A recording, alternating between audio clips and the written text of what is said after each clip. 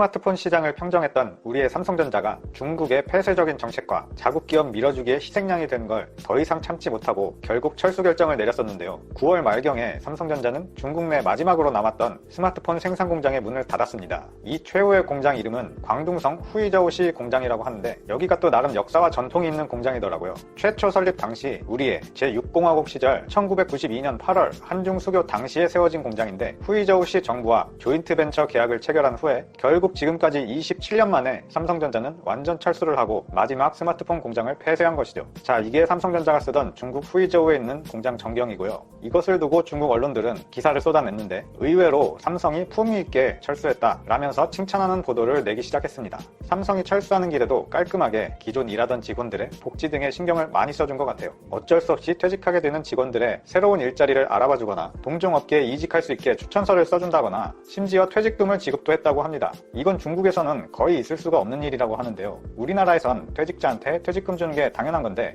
중국에서는 그런 퇴직금을 받는다는 개념이 거의 없다고 해요. 본인이 알아서 나가든 회사 사정에 의해서 나가든 그냥 월급만 잘 받고 나가면 된다, 이런 개념인데 월급에 퇴직금까지 얹어서 돈을 받는다는 개념 자체가 거의 없다고 합니다. 중국 회사가 공장을 폐쇄하는 거였다면 당연히 퇴직금은 없었을 건데 한국에서 온 삼성전자이기 때문에 퇴직금이라는 것도 주니까 자기들의 일자리가 없어졌는데 어떻게 회사가 그럴 수 있냐 라면서 욕하기는커녕 멋지다 라고 칭찬을 하거나 오히려 고맙다고 좋아하는 사람도 있었다고 합니다. 그리고 거기에 추가로 한국에서는 그동안 수고했다고 회사에서 퇴직자한테 선물을 주는 경우가 가끔 있잖아요. 그런데 중국에서는 웬만한 대형기업에 연차가 되는 사람들이 아니면 퇴직할 때 이런 선물은 구경하기 힘들다고 하는데 삼성전자는 일하던 직원들한테 퇴직금 더하기 위로의 말씀을 드린다 라고 하면서 고급 브랜드 시계까지 제공했다고 합니다. 사실 한국에서도 이런 문화가 있는 것은 사실이고 연차가 되는 고창급들이 퇴직을 하면 회사 차원에서 어느 정도 선물을 주거나 아니면 팀원끼리 돈을 조금씩 모아서 선물을 사거나 이런 거는 저도 많이 보긴 했는데 경력이 얼마 안 된 직원들한테는 잘 안 지켜지는 경우가 많더라고요. 근데 역시 삼성은 삼성이네요. 중국에서는 이런 문화가 거의 없기 때문에 굳이 안 줘도 누가 뭐라고 하는 사람도 없는데요.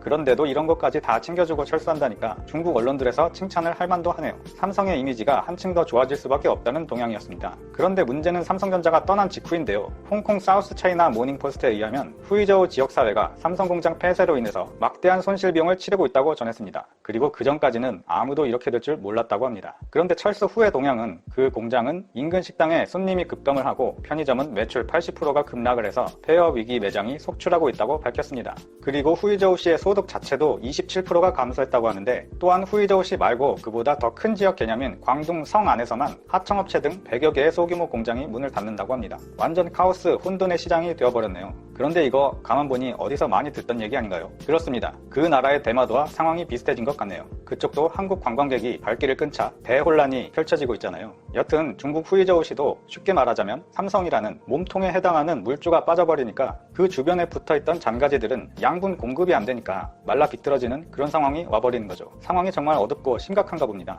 사우스 차이나 모닝포스트에서는 이 국면을 보고 후이저우의 풍경은 고통 그 자체다 라고 평을 했습니다. 그리고 인근에 있는 한 식당 사장님과 한 인터뷰에서는 삼성이 있을 때는 한 달 매출이 6만에서 7만 위안이었다. 한국 돈으로 약 1,200만 원입니다. 그러나 지금은 매출 감소 정도가 아니라 아예 하루에 고작 두세 테이블 정도밖에 손님을 받지 못한다 라고 말했습니다. 또한 편의점 사장 리화라는 사람은 지역 주민의 소비가 거의 죽어가고 있다 라면서 삼성 공장에서 일하던 사람 중에는 농민공이 많았다 라고 했는데 이 농민공이란 건 시골에서 농사를 짓다가 도시로 가서 공장에 취직해서 일하는 사람들을 말하는데요. 이들은 여기가 돈이 안 되는 지역인 것을 알게 되자 다들 돈을 벌 수 있는 곳으로 모두 떠났다. 그래서 지금 편의점 매출이 전달보다 80%나 떨어졌다 라고 말했습니다. 그런데 사실 이것도 어쩔 수가 없는 게 돈을 못 버는 곳에 계속 있을 이유가 없는 것도 맞죠. 빨리 다른 일자리를 알아보고 다른 도시로 떠나야 먹고 살 수가 있으니까요. 그리고 그 다음에 했던 말이 안타까운 게 다른 업종 사장들하고도 얘기해봤는데 다 똑같다고 합니다. 여기에 있는 약국과 슈퍼마켓, 식당, 편의점, 인터넷 카페, 숙박업소, 심지어 유흥 관련 업소까지 대부분의 손님은 삼성공장의 노동자들이었다 라고 말했고요. 그 다음 말이 충격적인 게 1992년 이후 근 30여 년간을 삼성공장이 후이저우 지역 경제를 먹여 살렸다는 것을 나는 이제야 알았다 라고 말했습니다.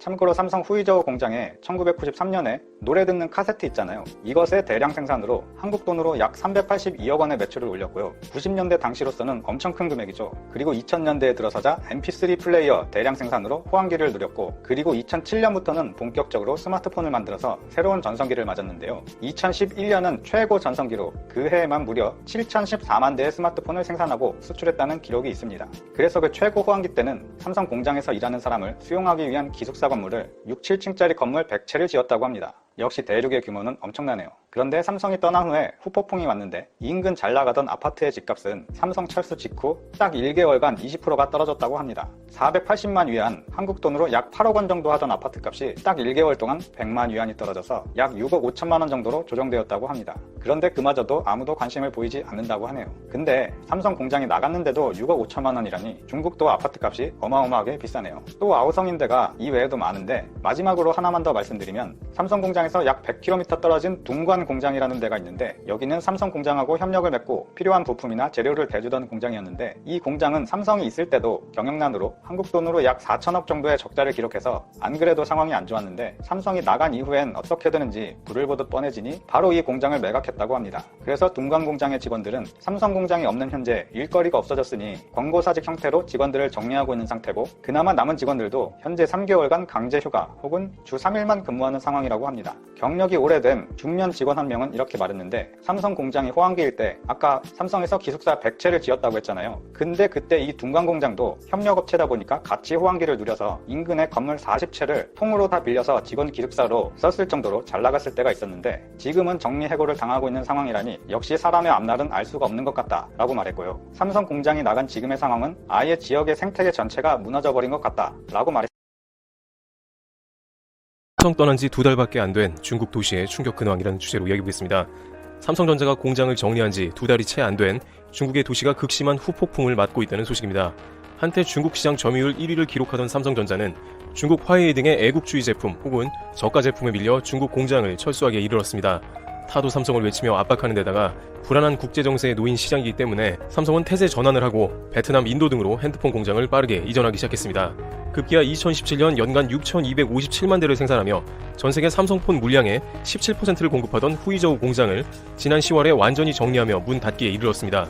그런데 그에 대한 부작용이 심각하게 진행되고 있습니다. 불과 2달도 안 되었지만 지금 광둥성 후이저우시에는 삼성 공장 인근의 상권이 무너지는 상황이 연출됩니다. SEMP에 따르면 삼성전자가 떠난 후 인근 식당이나 점포의 60%가 문을 닫은 것으로 추정되며 폐업 점포는 더 늘어날 것으로 보인다고 전합니다. 식당, 약국, 슈퍼마켓, PC방, 호텔 등 인근 상권은 대부분 삼성전자와 협력업체 직원들의 소비에 의존해왔습니다. 인근 편의점 주인은 8월과 비교했을 때 현재는 매출이 80% 이상 줄어버렸다고 전하고 있습니다.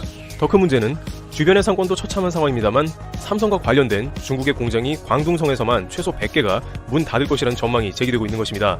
실제 후이저우와 100km 떨어진 광둥성 둥관에 있는 한 로봇 업체에서는 삼성의 주문을 더 이상 받지 못하자 직원들에게 단축 근무를 시키거나 휴가를 보내는 상황입니다. 수년 전 삼성의 주문이 밀려들 때는 직원이 1만여 명에 달했으나 지금은 3천여 명으로 70% 이상 감축된 상황입니다. 그나마 남은 직원도 알아서 퇴직하라는 분위기도 감돕니다. 문제는 여기서 끝나지 않고 해당 지역이 유령 도시화 되어가는 상황이라는 것입니다. 인근의 후이저우 부동산 중개업자는 삼성 공장 철수로 인근 부동산이 직격탄을 맞았다며 근처에 100여 동의 주거용 아파트가 있었는데 삼성이 문을 닫자마자 가격은 폭락했고 사려는 사람이 아무도 없다고 했으며 대부분의 아파트는 빈집으로 남아 유령 도시 같다고 전합니다.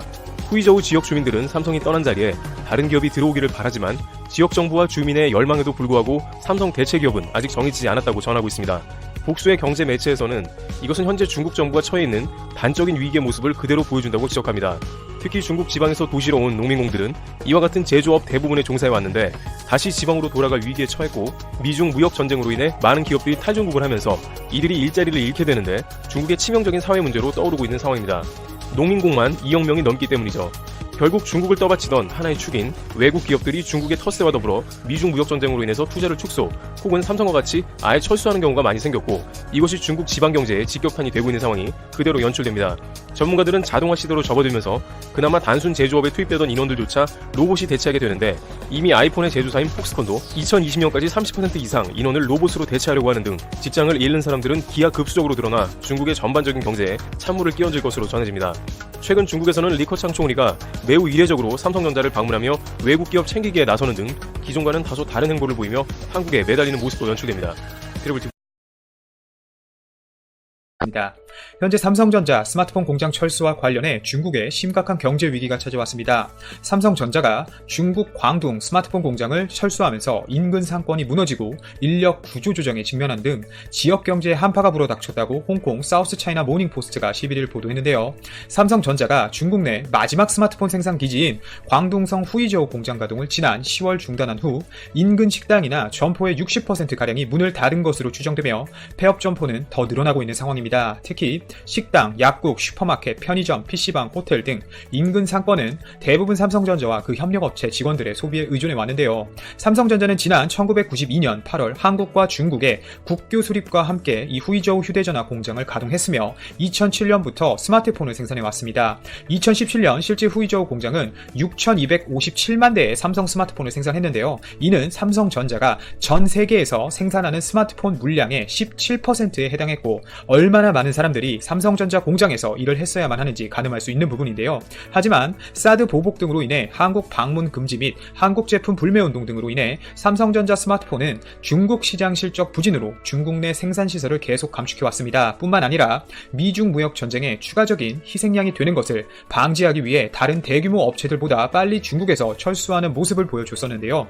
그리고 마침내 이 결과 지난 10월 후이저우 공장의 가동을 중단했고 스마트폰 생산 기지는 베트남과 인도로 이전된 상태입니다. 실제 후이저우에서 식당을 운영하는 한 주민은 삼성이 철수하기 이전에는 월 7만 위안 약 1,200만 원까지 매출을 올렸지만 지금은 하루에 고작 몇백 위안만 손에 쥘 뿐이라며 저녁에 두세 테이블만 손님이 있는 게 전부라고 한숨을 쉬는 상황일 정도로 현재 심각한 경제 위기를 겪고 있는 것입니다.